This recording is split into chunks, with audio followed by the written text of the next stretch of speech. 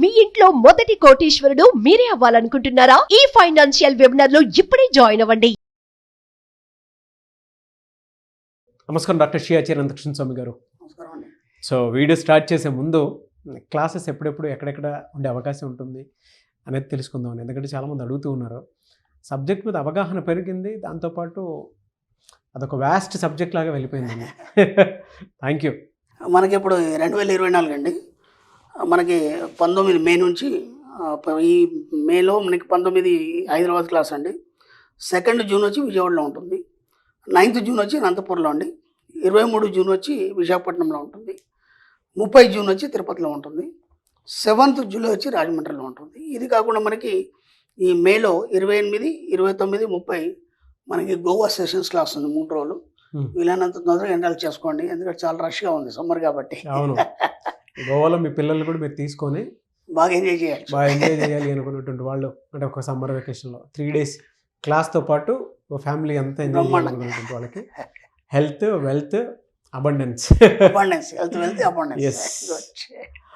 So వెంటనే enrol చేసుకోండి. Thank you అండి. Thank you so much. Thank you. Previous వీడియోలో పిల్లలకు కావాల్సినటువంటి, అంటే సమ్మర్ సీజన్ కాబట్టి పిల్లలకి కెరీర్ గైడెన్స్ వైపు ఏ సబ్జెక్ట్ వైపు వెళ్ళాలి అనేటువంటి దాని మీద అవగాహన, జీవన విధానాన్ని నేర్పండి. జీవన విధానం అంటే లైఫ్ స్కిల్ కావాలి డెఫినెట్గా. అయితే ఒక సబ్జెక్ట్ని పట్టుకుంటే డెఫినెట్గా లైఫ్లో సక్సెస్ అవ్వడానికి అవకాశం ఉంటుంది. అదే మనీ మంత్ర సబ్జెక్ట్ అని చెప్పి అన్నారు. అండ్ రేపు 3 days క్లాస్ అక్కడ కూడా జరగబోతుంది గోవాలో.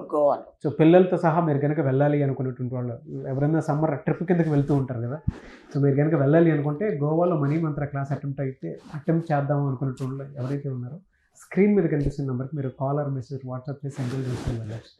మంచి టైం అనుకుంటాను నేనైతే పిల్లలకు కూడా, అంటే ఆ సబ్జెక్ట్ వాళ్ళు ఎంజాయ్ చేస్తారు, సబ్జెక్ట్ ఉంటారు. Thank you. ప్రీవియస్ వీడియోలో మీరు ఆ గైడెన్స్ ఇచ్చినందుకు పిల్లలకి ఎస్పెషల్లీ. పిల్లలు ఎంజాయ్ చేయడానికి రావాలి, సబ్జెక్ట్ కోసం కాదు. ఎస్, రెండు స్వామి కార్యము స్వకార్యము. పెద్దలు సబ్జెక్ట్ వింటారు, పిల్లలు ఎంజాయ్ చేయడానికి. Yes, thank you so much అండి. 620 మనీ మంత్ర వీడియో, ఈ వీడియోలో ఏం చెప్తాను. ఓ పిల్లాడు వచ్చాడండి నా దగ్గరికి.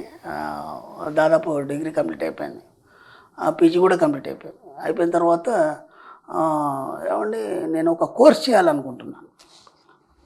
చేయమన్నా, దాంట్లో ఏముంది. విచిత్రం ఏంటంటే ఆ కోర్స్ చేయాలని నాకు ఉంది, దానికి సంబంధించి అంతా నేను సిద్ధంగా ఉన్నాను. తర్వాత నేను జాయిన్ అయిపోయాను, ఒక 1 year అయిపోయింది. ఇప్పుడు ఎందుకో వేరే కోర్స్కి వెళ్ళిపోవాలనిపిస్తుంది. ఓకేనా, ఒక కోర్స్ చేయాలనుకున్నాను, 1 year అయిపోయింది, జాయిన్ అయిపోయాను. తర్వాత వేరే కోర్స్కి వెళ్ళాలనిపిస్తుంది. ఇప్పుడు ఏం చేయమంటారు నన్ను? సరే నువ్వేమనుకుంటున్నావు అని నేను అన్నాను. అప్పుడు ఆయన అన్నాడు ఏంటంటే, నా కొలీగ్స్ కూడా అందరూ ఏమంటున్నారంటే ఇది బాగానే ఉంటుంది, ఇది చేయమని అంటున్నారు, కానీ నాకు ఎందుకో వేరే సబ్జెక్ట్కి వెళ్ళిపోవాలనిపిస్తుంది. అంటే స్టార్టింగ్ ఇదే ఇంట్రెస్ట్ నాకు. ఆల్రెడీ 1 year కంప్లీట్ అయిపోయింది. అయిపోయిన తర్వాత ఇప్పుడు వేరే దానికి వెళ్ళాలనిపిస్తుంది. కానీ మళ్ళీ అందరు చెప్తుంటే ఏమనిపిస్తుంది అంటే ఇదే కరెక్ట్ అనిపిస్తుంది. ఈ కన్ఫ్యూజన్లో నేనున్నాను, మీరేం చెప్తారన్నాడు. ఓకేనా, నేను అన్నాను, నేను నీ అంత చదువుకోలేదు బాబు, దాని గురించి కూడా నాకు తెలియదు, అసలు అవగాహన కూడా లేదు. ఓకేనా, వీడియోలు ఎప్పటి నుంచి వింటున్నావు నువ్వు? దాదాపు నేను 2 years నుంచి వింటున్నానండి. ఓకే, నీకేం అర్థమైంది అన్నాను. ఏమర్థమైందంటే డబ్బు గురించి అలా ఇలా అని బాగా చెప్పారు, డబ్బు సులభంగా ఎలా సంపాదించడం ఇవన్నీ పక్కన పెట్టేస్తే ఒక విషయం నేను చెప్పాను, నీకు గుర్తుందా అన్నాను. ఏంటండి అన్నాను.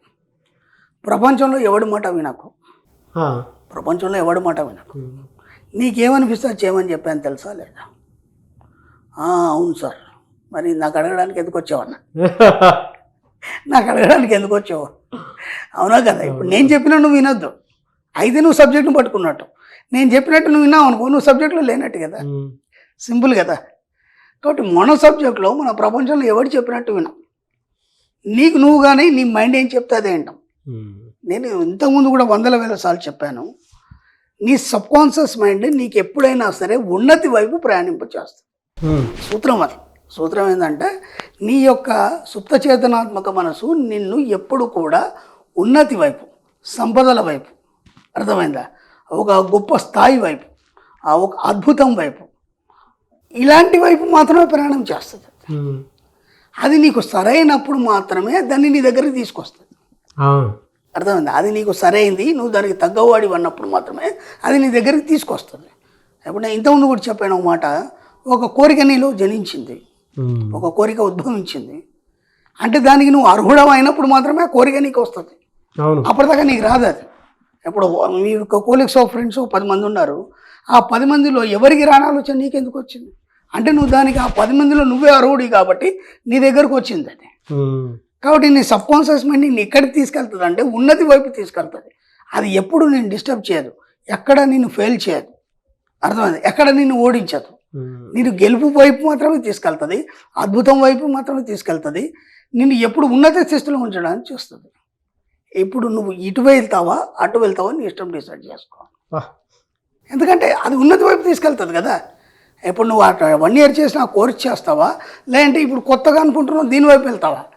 నీ సబ్ కాన్షియస్ మైండ్ ఏం చెప్తే వచ్చి ఇప్పుడు ఏమైపోతుంది, నువ్వు ఖచ్చితంగా సక్సెస్ అవుతావు. ఇప్పుడు నేను చెప్పింది విన్నా, మీ ఫ్రెండ్ సర్కిల్లో చెప్పింది విన్నా, కోలీగ్స్ ఎవరైనా చెప్పింది విన్నా సరే నువ్వు ఫెయిల్ అయిపోతావు. కాబట్టి ఏ గొప్ప వాళ్ళని తీసుకున్నా, ఎవరి జీవితాలు తీసుకున్నా సరే ఎవరి మాట వినలేదండి. ఇది బాగా గుర్తుంచుకోండి, అర్థమైందా? తన సబ్ కాన్షియస్ మైండ్ ఏదైతే చెప్తే వాళ్ళు విని దాన్ని ఫాలో అయినారో వాళ్ళు మాత్రమే సక్సెస్ అయినారు. ఒక మేధావిని కావచ్చు, ఒక జీనియస్ కావచ్చు, ఒక సైంటిస్ట్ కావచ్చు, ఎవరైనా సరే. అప్పుడు మనమే అంటాం కదా, ఒక వ్యక్తి ఉన్నాడు, ఒక రకమైన దాని మీద దృష్టి పెట్టి తదేకంగా అదే చేస్తున్నాడు, ఆడు పిచ్చోడు రాడు చెప్తే వినాడు. మనం ఎన్నో మాట్లాడతాం, రేపు అతను సక్సెస్ అయినాక అరే వాడు అప్పుడు మనం అట్లా అనుకున్నాం కానీ ఇంత సక్సెస్ అవుతాడని మనం ఊహించలేదు. అవును, అంటే ఎవరి మాట పట్టించుకోలేదు. ఆయనకు తెలుసు ఆ నిర్దేశత్వం అనేది ఎలా జరిగింది, ఆ విషయం తనకి ఎలా సహకరిస్తుంది, అది ఖచ్చితంగా సాధిస్తాననే నమ్మకం, ఆ కాన్ఫిడెన్స్ సబ్ కాన్షియస్ మైండ్ వాడిని సక్సెస్ చేస్తుంది. కాబట్టి నీ సుప్తచేతనాత్మక మనసు ఎప్పుడైనా నేను ఉన్నతి వైపే తీసుకెళ్తుంది. కాబట్టి నువ్వు ఎక్కడ కూడా నువ్వు కన్ఫ్యూజ్ కావాల్సిన అవసరం లేదు. నీకు ఇది చేయాలనిపించింది చేసాయి, ఓ షాప్ పెట్టాలని పెట్టాయి, ఓ బిజినెస్ చేయాలని చేసాయి, లేదా నీకు ఇంకేమైనా చేయాలని చేసాయి. ఎవరి సలహాలు తీసుకోవద్దు, ఎవరిని అడగద్దు, ఎవరిని ఫాలో అవ్వద్దు. ఫస్ట్ ఫాలో అయినా ఫెయిల్ అయిపోతారు. మన సబ్జెక్ట్లో అనుసరించాలి తప్ప అనుకరించేదని మనం ఎన్నోసార్లు చెప్పుకున్నాం. కాబట్టి ఎవరిని అనుసరించద్దు, ఎవరిని అనుసరించాలి. అనుసరణలో నీకు నువ్వు మాత్రమే ముందుకెళ్ళాలి తప్ప ఎవరిని కూడా మనం అనుకరించాలి. అప్పుడు మాత్రమే సక్సెస్ అవుతాము. ఆ అబ్బాయికి అప్పుడు కరెక్ట్గా అర్థమైపోయింది. ఆయన అన్నాడు కదా, ఇంకోసారి మీ దగ్గర కూడా రానండి నేను అడగాను, శబాష్ బాగుపడతావు అని చెప్పేసి. ఎస్, మళ్ళీ 1 year లోపు అనుకున్న సక్సెస్ సాధించాడు. ఆ తర్వాత నాకు మెసేజ్ పెట్టాడు, ఆయన నన్ను కలవద్దని చెప్పాను కదా, ఇంకా పనే ఉంది. సక్సెస్ అయినాక నాకు వచ్చి కలవని నేను చెప్పాను, నేను వస్తా అంటే కూడా వద్దంటాను. సక్సెస్ అయినా మెసేజ్ పెట్టాను, నేను హ్యాపీ, నువ్వు సక్సెస్ అయితే నేను సక్సెస్ అంటే ఫీల్ అవుతాను.